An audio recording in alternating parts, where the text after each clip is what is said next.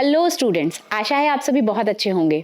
हम पढ़ रहे हैं chapter 9 biotechnology, principles and processes. इसमें आज हम जानेंगे process of recombinant DNA technology, यानी कि रिकॉम्बिनेंट डीएनए टेक्नोलॉजी के लिए क्या प्रोसेस इस्तेमाल होती है, अपने डिजायर्ड जो डीएनए है उसको उसके रिकॉम्बिनेंट बनाने के लिए क्या प्रोसेस लगती है, इस्तेमाल होती है, उसको आज हम समझते हैं।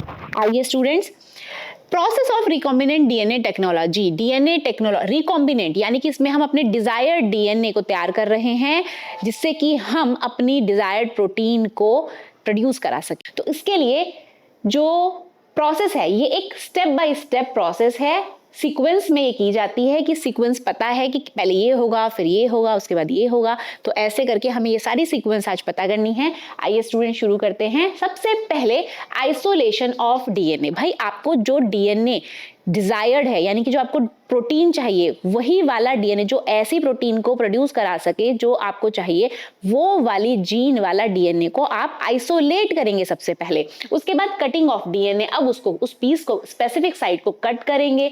Amplification of gene of interest, अब अपने जो आपका जीन ऑफ इंटरेस्ट है, जो रिक्वायर्ड जीन है, उसको एम्प्लीफाई करेंगे, उस जीन को बढ़ाएंगे। अब insertion of recombinant DNA into the host, अब वो आपका जो जीन ऑफ इंटरेस्ट है उसको आप अपने होस्ट में इनपुट पुट करेंगे। यहां पर रिकॉम्बिनेंट डीएनए को इनटू द होस्ट आप इंसर्ट कराएंगे। उसके साथ ही नेक्स्ट है expression and extraction of the desired product. अब expression and extraction of desired product, अपने डिजायर्ड प्रोडक्ट को एक्सट्रैक्ट कराएंगे। तो इसी को समझते हैं। यहाँ पर एक डायग्राम दिखाया गया है, ये क्या है, DNA that separates out can be removed by spooling. मतलब कि यहाँ पर ये आप देख रहे हैं कि डीएनए के थ्रेड्स हैं और इसको स्पूलिंग की हेल्प से जो थ्रेड्स हैं इसको बाहर निकाला जा रहा है। यानी कि DNA that separates out can be removed by spooling. ये जो प्रोसेस है इसको स्पूलिंग कहा जा रहा है, जो दिखाया गया है। आगे बढ़ते हैं। रिकॉम्बिनेंट डीएनए टेक्नोलॉजी को मोटा मोटा आप समझिए एकदम क्लैरिटी के साथ कि हो क्या रहा है। आपका डिजायर्ड जो डीएनए है, जो आपको पता है कि यहां से हमें डिजायर्ड प्रोटीन मिलने वाली है, उस डीएनए को सबसे पहले वहां पर अलग कराया जाएगा। जनरेशन ऑफ डीएनए फ्रेगमेंट, सबसे पहले जो डिजायर्ड है, अब सेल है, सेल के अंदर ऑर्गेनीज पड़ी हैं, उसमें न्यूक्लियस है, न्यूक्लियस के अंदर डीएनए है। तो वो जो न्यूक्लियस के अंदर हमारा डिजायर्ड डीएनए है, पहले उसको सेपरेट यहां पर किया गया। अब साथ ही आपको क्या करना है कि बैक्टीरिया के अंदर से, जो बैक्टीरियल सेल है उसके अंदर से आपको यहां से प्लाज्मिड को भी निकालना है। Remove plasmid DNA from bacterium cell. अब बैक्टीरिया से आपने प्लाज्मिड को निकाल लिया और अपने डिजायर्ड डीएनए को भी निकाल लिया। अब यहां पर एंडोन्यूक्लियस एंजाइम की हेल्प से स्टिकी एंड्स क्रिएट करा दिए गए, कट कर दिया गया डीएनए को कट किया। Split plasmid by specific enzyme use करेंगे। यहां पर भी स्पेसिफिक एंजाइम यूज करके ऐसे ही डीएनए को सेपरेट कर लेंगे। Cut end of DNA into plasmid DNA to create a DNA. अब यहां पर cDNA जो तैयार हुआ है, इसको आपने रिक्वायर्ड जो डीएनए था इसको प्लाज्मिड में यहां से कट किया, इसका पीस अलग किया, अपने वाला डिजायर्ड आपने यहां पे पुट कर दिया, इंसर्ट करा दिया। Insertion of the selected DNA into plasmid DNA to create a recombinant DNA. अब नया डीएनए जो बनके तैयार हुआ है उसको रिकॉम्बिनेंट डीएनए यहां पर कहा जा रहा है। रिकॉम्बिनेंट डीएनए को अब अपने होस्ट सेल में वापस डाला जाएगा, फिर यहां पर जाके अपने आप को मल्टीप्लाई कर देगा। तो कर क्या रहे हैं कि ये जो प्लाज्मिड है, ये जो बैक्टीरिया सेल से निकाला गया है, इस प्लाज्मिड के अंदर अपना डिजायर्ड डीएनए को कट करके इंसर्ट करा दिया गया। अब वो वापस से सेल के अंदर जाएगा, होस्ट सेल में, और अपने आप को मल्टीप्लाई करेगा।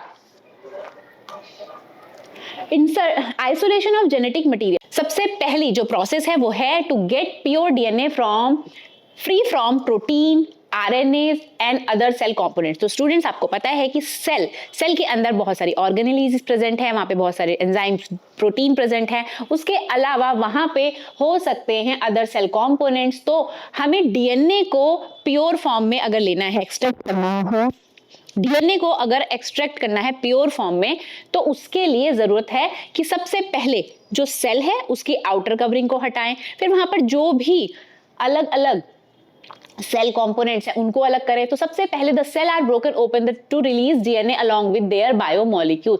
Different enzymes are used to depending on the organism. अलग अलग ऑर्गेनिजम्स में अलग अलग सेल वॉल्स प्रेजेंट होती हैं स्टूडेंट। तो सेल की जो वॉल है उसको ब्रेक करना जरूरी है। सबसे पहले लाइसोजाइम की बात करते हैं। ये करता है बैक्टीरियल सेल कि सेल वॉल को हटाता है, ब्रेक करता है, यानी कि लाइसोजाइम हम इस्तेमाल कर रहे हैं बैक्टीरियल सेल वॉल को ब्रेक करने के लिए।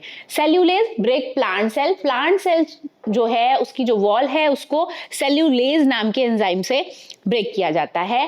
फंगल सेल अगर है तो वो सेल वॉल जो वहां प्रेजेंट है वो काइटिनेज नाम के एंजाइम से ब्रेक की जाएगी।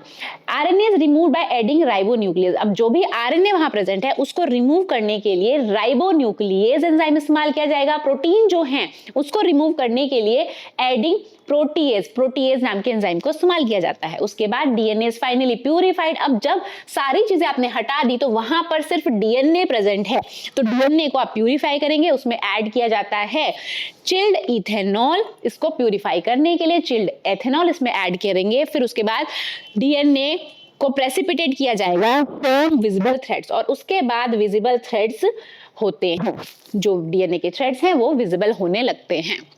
Cutting of DNA at specific locations. इसके आगे बढ़ते हैं कि आपके पास अब थ्रेड्स आ गए हैं, डीएनए के लंबे लंबे थ्रेड्स जो प्रेजेंट हैं वो उनकी कटिंग की जाएगी स्पेसिफिक लोकेशन पे। इंपॉर्टेंट है कि स्पेसिफिक लोकेशन पे ही कटिंग की जाए।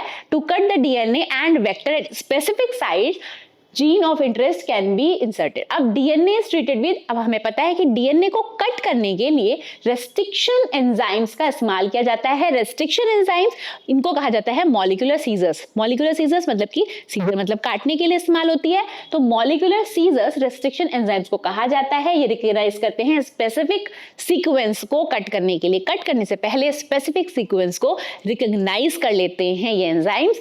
Both source DNA and vector DNA, भाई जो हमारा डिजायर्ड डीएनए है और जो हमारा वेक्टर डीएनए है दोनों को ही सेम एंजाइम से कट किया जाता है और sticky ends, complementary sticky ends बनकर के तैयार होते हैं। Cut DNA fragments are checked using agarose gel electrophoresis. अब एग्रोस जेल इलेक्ट्रोफोरेसिस का इस्तेमाल करके जो डीएनए फ्रेगमेंट्स हैं उनको चेक किया जाता है। DNA moves towards the positive electrode anode since it negatively charge. भाई यहाँ पर जेल इलेक्ट्रोफोरेसिस की बात की जा रही है, एग्रोस जेल का इस्तेमाल यहाँ किया जाता है डीएनए फ्रेगमेंट्स को सेपरेट करने के लिए। अब यहाँ पर डीएनए जो है वो एक नेगेटिवली चार्ज मॉलिक्यूल है और यहाँ पर वो एनोड की तरफ में बढ़ता है आगे एग्रोस जेल के ऊपर। तो ऐसे करके आप स्मॉल स्ट्रैंड को जो लॉन्ग स्ट्रैंड्स है उससे सेपरेट कर लेते हो। Desired gene fragment and cut vector are mixed. अब दोनों को रिकॉम्बिनेंट तैयार किया जाता है जो कि हमने अभी पढ़ा। डीएनए लाइगेज एंजाइम की हेल्प से ज्वाइन किया जाता है। ये जो आपका रिकॉम्बिनेंट डीएनए है और वेक्टर डीएनए आपस में ज्वाइन कर दिए जाते हैं। रिजल्ट इज रिकॉम्बिनेंट डीएनए, और ऐसे करके रिकॉम्बिनेंट डीएनए तैयार होता है, यानी कि फॉरेन डीएनए जो हमारा डिजायर्ड है और वेक्टर डीएनए जो कि इसको आगे होस्ट में लेकर जाएगा। Amplification of gene of interest using PCR. अब यहाँ पर जीन ऑफ इंटरेस्ट को एम्प्लीफाई किया जाता है। समझते हैं स्टूडेंट्स क्या किया जा रहा है यहाँ पे। डीएनए को आइसोलेट कर लिया, आइसोलेट करने के बाद उसको कट किया गया। कट करने के बाद अब आपने उसको जेल इलेक्ट्रोफोरेसिस पे सेपरेट भी कर लिया। अब आपको जो डिजायर्ड जीन मिला है, जो डिजायर्ड पीस ऑफ डीएनए मिला है, इसको एम्प्लीफाई करना होता है, इसको बढ़ाना होता है, इसके साइज को इंक्रीज करना होता है और इसको किया जाता है पीसीआर की हेल्प से, यानी कि पॉलीमरेज चेन रिएक्शन की हेल्प से। ये एक ऐसी टेक्निक है जिसमें multiple copies of a gene तैयार की जाती हैं टेस्ट ट्यूब के अंदर, इन विट्रो लैब के अंदर। पीसीआर एक ऐसी टेक्निक है जिसमें आप अपने डिजायर्ड डीएनए को मल्टीप्लाई बढ़ा सकते हैं। मटेरियल नीडेड, इसको करने के लिए सबसे पहले तो टेम्पलेट डीएनए ही चाहिए, जो हमें जिसको हम डीएनए को हम एम्प्लीफाई करना चाह रहे हैं, हमारा जो जीन ऑफ इंटरेस्ट है उसको बढ़ाना जिसको है वो हमें पहले चाहिए। उसके साथ में यहाँ पर प्राइमर्स चाहिए। प्राइमर्स क्या होते हैं? Primers short DNA strands, nucleotides होते हैं कुछ, ये शॉर्ट डीएनए सीक्वेंस होती हैं, इनकी जरूरत पड़ती है। डीएनए पॉलीमरेज एंजाइम की हमें यहाँ जरूरत पड़ती है और ये हमें मिलता है थर्मस एक्वेटिकस नाम के बैक्टीरिया से। ये हीट स्टेबल होता है, बहुत ज्यादा हाई टेम्परेचर में भी स्टेबल रहता है डीएनए पॉलीमरेज एंजाइम। न्यूक्लियोटाइड्स हमें चाहिए A, T, C, G, क्योंकि डीएनए को कॉम्प्लीमेंट्री आगे बढ़ाने के लिए, एम्पलीफाई करने के लिए न्यूक्लियोटाइड्स चाहिए। आपको पता है डीएनए न्यूक्लियोटाइड से ही मिलकर बना है, तो यहाँ पर ये सभी चीजें लगती हैं। उसके बाद ही पीसीआर पॉलीमरेज चेन रिएक्शन में कौन कौन सी स्टेप्स होती हैं ये समझ लेते हैं। सबसे पहले मान लीजिए जो डीएनए है, हमारा जो जीन ऑफ इंटरेस्ट है, मान लीजिए ये है, मान लीजिए हमारा जीन ऑफ इंटरेस्ट है, ये हमारा डिजायर्ड डीएनए है। अब इस डिजायर्ड डीएनए को सबसे पहले करना क्या होगा, हमें एम्पलीफाई करना है, यानी कि इसको हमें बढ़ाना है। तो अब क्या करेंगे, सबसे पहले हम इसको यहां से जो डबल स्ट्रैंडेड है इसको सिंगल स्ट्रैंडेड में कन्वर्ट कर लेंगे। अब ये सिंगल स्ट्रैंडेड बन चुका है। अब इसके बाद ही यहां पर प्राइमर लगाए जाएंगे, दोनों स्ट्रैंड्स पे यहाँ पर प्राइमर और यहाँ पर प्राइमर लगा दिया फॉर एग्जांपल। अब प्राइमर जब लगेगा उसके साथ प्राइमर लगाना जरूरी है। प्राइमर के बिना जो डीएनए पॉलीमरेज है वो काम नहीं करता है। मतलब प्राइमर आप लगाएंगे पहले सिंगल स्ट्रैंडेड डीएनए के ऊपर, उसके बाद ही डीएनए पॉलीमरेज फंक्शनल होता है। डीएनए पॉलीमरेज अब इसके ऊपर एक्ट करेगा, इसके ऊपर भी एक्ट करेगा और यहाँ पर न्यूक्लियोटाइड्स ऐड होते जाएंगे और सिंगल स्ट्रैंडेड डीएनए से डबल स्ट्रैंडेड डीएनए बन करके तैयार हो जाएगा। तो आप समझिए कि हो क्या रहा है कि यहाँ पर आपके पास एक डीएनए स्ट्रैंड था, लेकिन अब इसके जैसे दो डीएनए स्ट्रैंड बनकर के तैयार हुए हैं पीसीआर की हेल्प से, पॉलीमरेज चेन रिएक्शन की हेल्प से। अब यहाँ पर लगा क्या, एक टेम्पलेट डीएनए, उसके बाद 2 प्राइमर्स हमें लगे, उसके बाद डीएनए पॉलीमरेज एंजाइम हमें लगा यहाँ पर, और न्यूक्लियोटाइड्स, क्योंकि उसके कॉम्प्लीमेंट्री स्ट्रैंड बनाने के लिए जो न्यूक्लियोटाइड्स की जरूरत है वो भी हमें होंगे। तो डीनेचुरेशन की प्रोसेस सबसे पहले की गई, डीनेचर किया गया, दोनों स्ट्रैंड को अलग अलग कर लिया गया। DNA is heated to separate strand, इसको अलग कर लिया गया। उसके बाद ही एनीलिंग, प्राइमर्स को यहां पर ऐड कराया गया। प्राइमर एक साइड में ऐड हुए to the DNA template strand के ऊपर। उसके बाद एक्सट्रैक्शन किया गया। एक्सट्रैक्शन में हुआ क्या कि डीएनए पॉलीमरेज एंजाइम ने ऐड करते चले गया यहाँ पर न्यूक्लियोटाइड्स को, सिंगल स्ट्रैंडेड से डबल स्ट्रैंडेड बन गया। अब this cycle is repeated many times to make billions of copies of the DNA fragments। और ऐसे करके यहाँ पे 1 से 2, 2 से फिर आगे 4, ऐसे करते करते करते करते ये अपने आप को बहुत ज्यादा बार मल्टीप्लाई कर लेता है और ऐसे ही काम करती है polymerase chain reaction.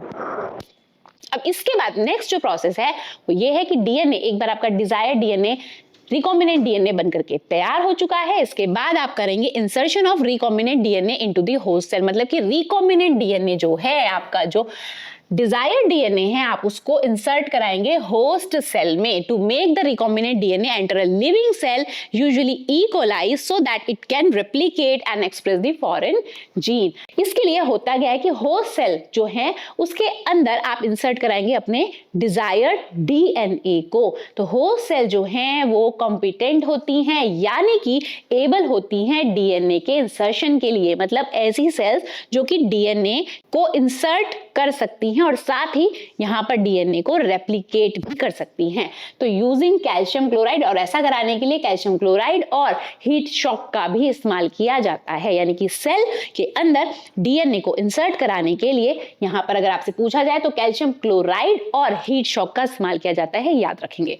The डीकॉम्बिनेंट plasmid जो है is introduce into these competent cell. अब जो ये कॉम्पिटेंट सेल्स है, यानी कि जो इंसर्शन भी कर रही हैं डिजायर्ड डीएनए का और उसको रेप्लिकेट भी कर रही है, इनको कहा जाता है कॉम्पिटेंट सेल्स। कॉम्पिटेंट सेल्स की डेफिनेशन यहाँ याद रखनी है, the cells that successfully take up R DNA are called transformants, और इन्हीं को ट्रांसफॉर्मेंट्स भी कहा जाता है।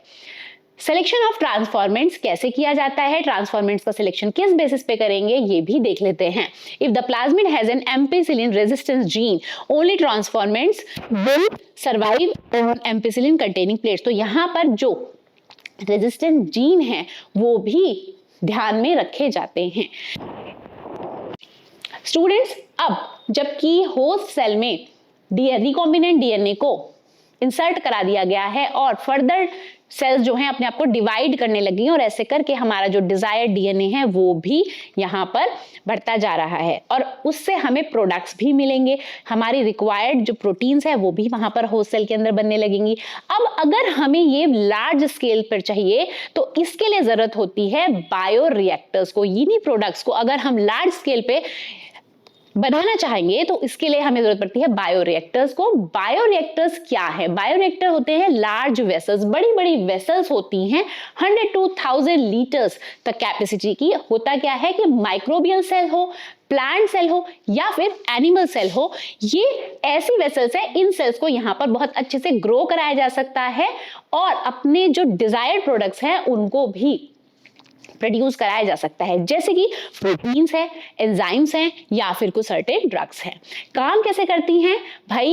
ये जो बड़ी बड़ी वेसल्स होती हैं, इनमें आप क्या करेंगे, इसमें अपने माइक्रो ऑर्गेनिजम्स को, अपनी प्लांट सेल को, एनिमल सेल्स को ग्रो कराएंगे। तो ये ऐसी वेसल्स हैं कि ये इन सभी सेल्स की ग्रोथ के लिए ऑप्टिमल ग्रोथ कंडीशंस प्रोवाइड कराती हैं। यानी कि किसी भी सेल को ग्रो करने के लिए कितना टेम्परेचर चाहिए, कितना पीएच चाहिए, कितने न्यूट्रिएंट्स चाहिए, कितनी ऑक्सीजन सप्लाई चाहिए, कितना स्टेराइल एनवायरनमेंट चाहिए, ये सारे की सारी चीजें बायोरिएक्टर्स में प्रोवाइड कराई जाती हैं, जिससे कि जो सेल्स हैं वो ठीक ढंग से ग्रो कर पाए और हमें मैक्सिमम प्रोडक्ट प्रोवाइड करा सके।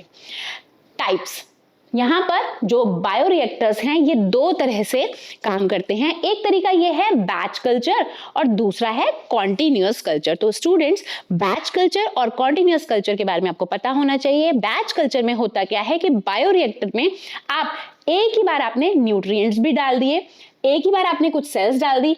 अब जैसे जैसे वो उस न्यूट्रिएंट को यूज करके सेल्स ग्रो करेंगे, अपने आप को मल्टीप्लाई करेंगे और बहुत सारा प्रोडक्ट बनकर के तैयार हो जाएगा, तो आप एक पूरा बैच, एक बारी में एक बैच पूरा बनकर के तैयार होता है कि एक बारी के बैच से आपको प्रोडक्ट मिल रहा है कि आप लास्ट में जाकर के अपने प्रोडक्ट को निकालेंगे वहां से। अब दूसरा जो कॉन्टिन्यूअस कल्चर है, उसमें होता क्या है कि जो यूज्ड मीडियम है, आपने मीडियम डाल दिया, आपने माइक्रो उसमें सेल्स डाल दी, अब वो फर्दर फर्दर फर्दर ग्रो करे जा रही है, मीडियम को यूज भी कर रही हैं, तो वहां पर जो यूज्ड मीडियम है उसको साथ के साथ ही रिमूव भी कर रहे हैं, प्रोडक्ट भी आपको साथ के साथ मिलता जा रहा है, आप न्यू यहाँ पर न्यूट्रिएंट्स फिर से प्रोवाइड करा रहे हैं और कॉन्टिन्यूएशन में ये प्रोसेस मिल रही है। मतलब कि आपको लगातार कॉन्टिन्यूएशन में प्रोडक्ट्स भी मिल रहे हैं, आप बीच बीच में ही न्यूट्रिएंट भी अवेलेबल करा रहे हैं। तो ऐसे वाले प्रोडक्शन को बोला जाता है कॉन्टिन्यूअस कल्चर। यहाँ पर एनसीईआरटी से ये डायग्राम दिखाए गए हैं। सिंगल स्टर्ड टैंक बायोरिएक्टर है और स्पार्ज स्टर्ड टैंक बायोरिएक्टर है, जो विच स्टेराइल एयर बबल्स आर स्पार्ज। तो यहाँ पर आप देखेंगे जो बायोरिएक्टर्स है वो स्टेराइल एयर, यहाँ पर एयर प्रोवाइड कराई जा रही है। जो भी आपके माइक्रो ऑर्गेनिजम्स को आप ग्रो करा रहे हैं, सारी रिक्वायरमेंट जो एक सेल को ग्रो करने के लिए चाहिए वो इन बायोरिएक्टर्स में प्रोवाइड कराई जाती है। एयर है तो एयर है, यहाँ पर जो भी जितना मॉइस्चर चाहिए, जितना पीएच चाहिए, जितना न्यूट्रिएंट चाहिए, सारी चीजें यहाँ पर अवेलेबल कराई जाती हैं। तो स्टूडेंट्स, आज के लिए इतना ही। इससे आगे के टॉपिक के लिए मिलेंगे अपनी नेक्स्ट क्लास में। तब तक के लिए धन्यवाद।